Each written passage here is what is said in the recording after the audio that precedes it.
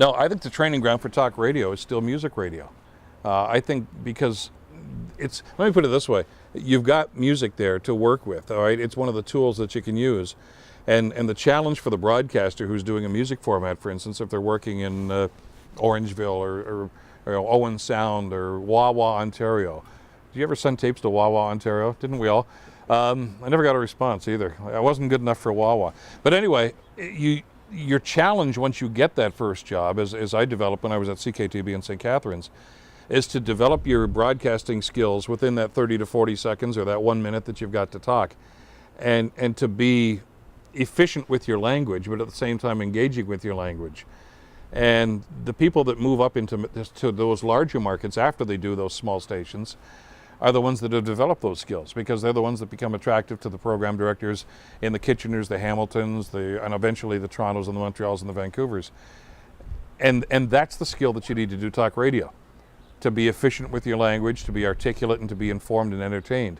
So what makes you a good music broadcaster also makes you a good talk show host. Obviously absent the music itself. But you find as you evolve and develop those skills, as we were talking about earlier, the best morning men in Toronto markets are the ones that don't rely on the music. They just play the music, but you almost want to say, okay, I hope the song ends soon because I want to hear what they've got to say. You know, they're an engaging individual, whether it's Derringer on cue or I guess the guys who really kind of started that whole thing were Pete and Geets on Chum FM years ago, where all of a sudden the music became secondary. You know, and that was maybe the quintessential example of that too, because with the birth of FM radio at that time, music was king on FM. As much as we talked about Drake format on AM, and an FM program director just said, look, be quiet. We want this high fidelity sound to just, you know, wash over people, play the tunes. But then, you know, Pete and Geets came along, and all of a sudden it was the music didn't matter so much. I want to hear what these guys got to say. And that was talk radio.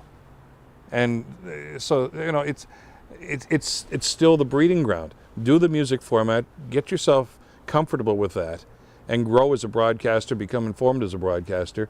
And even in the small markets you can do that, because that's about getting engaged in the community.